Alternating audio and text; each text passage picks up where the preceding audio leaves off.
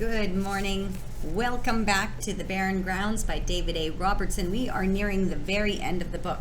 We are in chapter 27. Morgan and Eli have now left Mizwa and Sky and have gone back through the portal back to Earth and back to Winnipeg. Okay, so here we are, chapter 27, page 238. Morgan could hear Eli flop onto his bed. He wanted to stay in Sky. She knew that. But the allure of an actual bed must have trumped that desire. At least for now. Truth be told, in the end, Morgan hadn't wanted to leave either. But at the same time, she knew they would go back. And so she enjoyed flopping onto her own bed too. It felt like a luxury, not unlike the time they had pemmican early on in their journey, or Wapos rabbit near the end of it. Sleeping on the ground in their hut was like jerky and broth.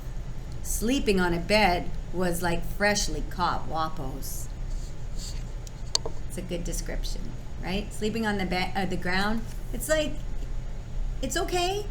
It meets the bare bone minimum, right? It's like eating the jerky and the broth that they had to have. But sleeping on a bed, on this mattress, it's like having that lovely roasted rabbit that they ate. It was just before 6 o'clock in the morning, which meant that she didn't have to get up for a little under an hour. James usually woke up at 6:45. Neither she nor Eli had slept last night in the North Country, and any amount of rest would do. She closed her eyes.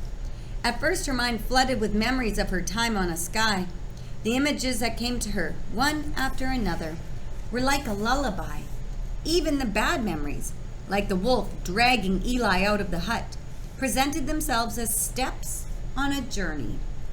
A journey that had led them to saving Mizwa and all of Sky.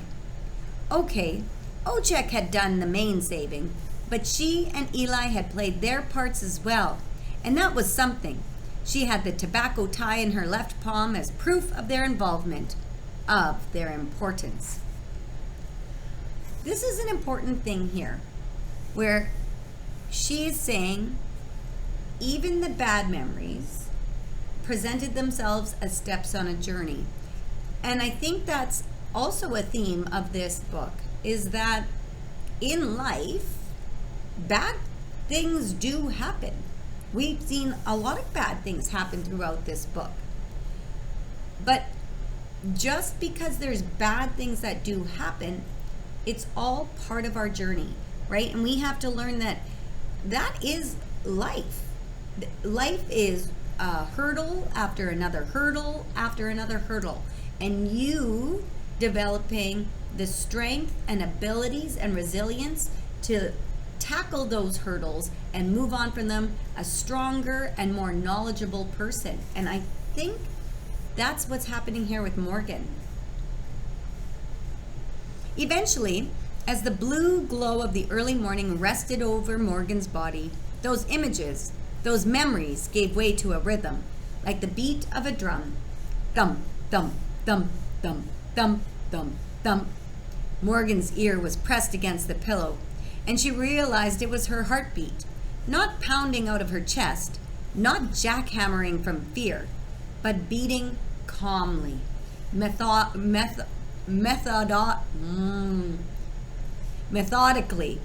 My mouth struggles with that word. She focused on the rhythm, and as she did, another scene played in her mind of its own accord. Morgan was walking through a field of deep, untouched snow in the middle of the night. In the middle of nowhere, out on the land, the night was the blackest black. It was all around her, in all directions except ahead. There was a square of light shone. She was walking towards it, lifting her knees up over the surface of the snow, stepping forward, over and over again. Each time she pressed her foot into the snow, a crunching sound rang out through the otherwise quiet space.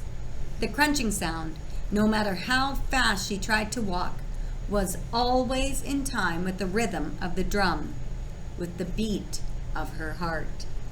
Thump, thump, thump, thump, thump, thump, thump. This is interesting. Again, this is a technique that writers often use, where something that happened at the very beginning of a story again happens at the end. It's like you take a story and you make it full circle.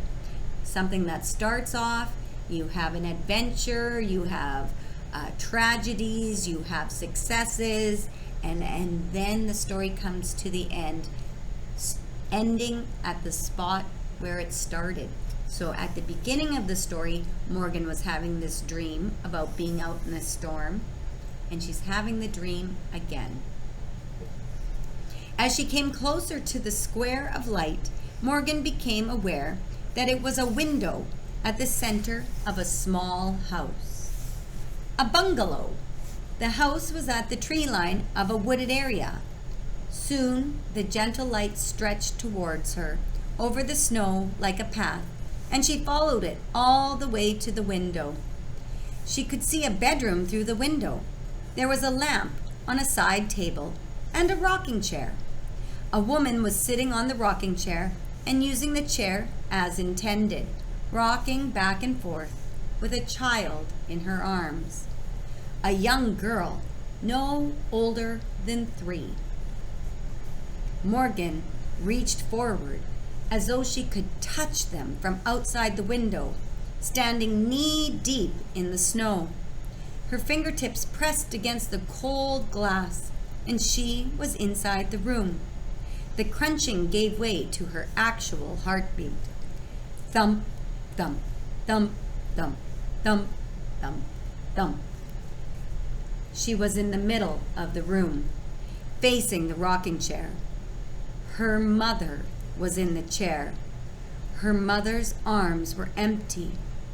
Her mother was crying and whispering one word over and over to the rhythm of the drum. Kiss kiss it tataso, kiss kiss it tataso, kiss kiss it tataso, kiss kiss. I haven't, Morgan whispered. I haven't forgotten myself. Her mother gasped. She'd been looking towards the door and looked away from it now, looked up to Morgan. She stood, and Morgan and her mother were face to face. I did, maybe, Morgan said, but I've found myself again. My girl, her mother whispered, tears streaming down her cheek, curling over her lips. My girl, Kissy-Cassie-Tan. I love you too, Morgan said. She tasted salt water against her tongue. Her tears mirrored her mother's, as if somehow they were on the same path, if only right now. Her mother reached towards Morgan, and Morgan did the same. As soon as their fingertips touched, Morgan felt the same pull she felt the first time she arrived in the North Country. She felt the pull. Then she was pulled away, as though in a vehicle going at light speed. She woke up in her bed, her arm outstretched toward the bedroom window, the tobacco tie clutched in her hand. So when Morgan first had that dream at the beginning of this story, the dream was one that was scary and empty, and Morgan felt uncomfortable there. But now that she has found herself and she remembers, the dream allowed her to connect with her mom and tell her mom, it's okay, I do remember. I had forgot for a while, but I remember who I am. When Morgan arrived at the breakfast table, after taking her time getting ready for the day, she found James, Katie, and Eli were already there. Their plates were in front of them, but untouched. They were waiting for her. James had prepared a meal exactly like the one he made yesterday. over a week ago to Morgan, and even longer for Eli, but the food had not been constructed into faces.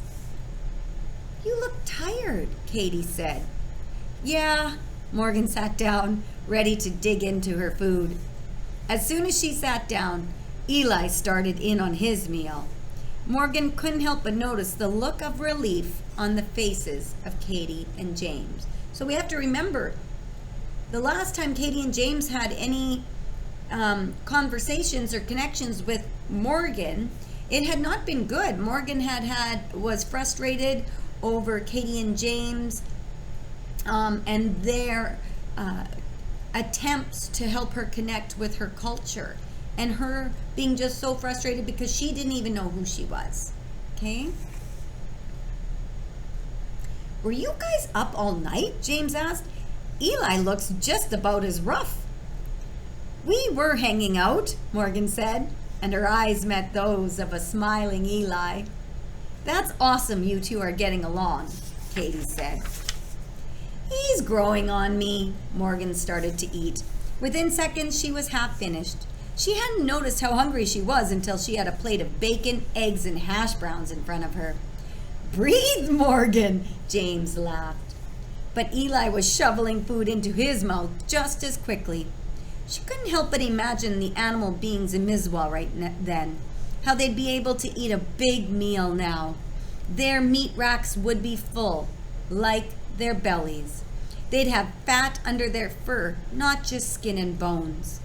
By now it had been over an hour since they left. That meant Mizwa had been without her and Eli for at least a week. She couldn't wait to see how different things would be when they went back. The day was going to pass slowly. It would be agonizing. By the time Katie and James were asleep, it would be almost 15 hours from now. Months in Mizwa. "You wore your moccasins," Katie said. Morgan looked down at her feet, where in fact she was still wearing the black moccasins. To Katie, Morgan had only had them for less than a day. But oh, the places she had traveled in them. Through blizzards, forests, over canyons and mountains, across the Barren Grounds. They looked months old.